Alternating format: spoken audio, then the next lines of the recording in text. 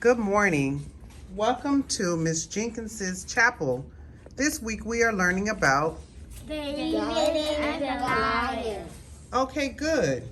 Now, who remembers who were the enemies of God? The Philistines. The Philistines, right. Their army came to fight whose army? King Saul. King Saul's. Good. What was the name of the giant soldier who fought for the Philistines? Goliath. Goliath. Was Goliath big and strong? Yes. Could he defeat anyone and everyone? No. He couldn't defeat everyone? Yes. Yes, he was a mean soldier and he was very tall and strong. And Goliath yelled out to King Saul's army, "Bring out your best soldier to fight me. If your strongest soldier defeats me, we will be your slaves.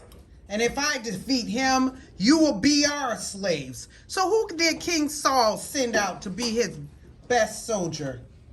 David. David was, during this time, was taking food to his brothers. His brothers was in King Saul's army. When David reached the camp, he saw, who did he see? A giant. What was the giant's name? Goliath. And David heard the giant's challenge. So what do you think David went? Who did he went to go see? King who? Saul. King Saul. He said what? "I am not afraid to do what? To fight him. To fight who?" To fight Goliath. And did King Saul think he could beat the big giant Goliath? Yes. No, he said that you are too what? Tiny. You're too small and young to fight the giant. But what did David say? Who was with him that helped him? God was with him. Good. So King Saul gave him armor. What is armor? Armor is something that protects you. Metal and armor that protects you.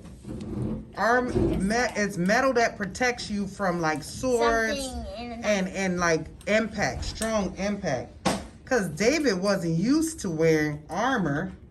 So he wears his usual clothes. Okay, so now that he's ready for battle, what did he pick up? Five Stones. He picked up five stones. And he stood before the giant Goliath. Good.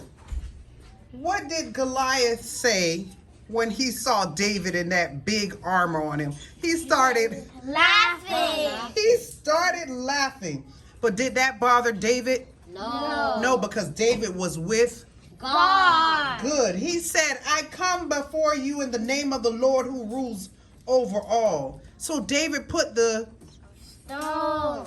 stone in his sling and he ran towards the giant. Goliath. Then he let the stone fly. What happened next? It went deep into his forehead.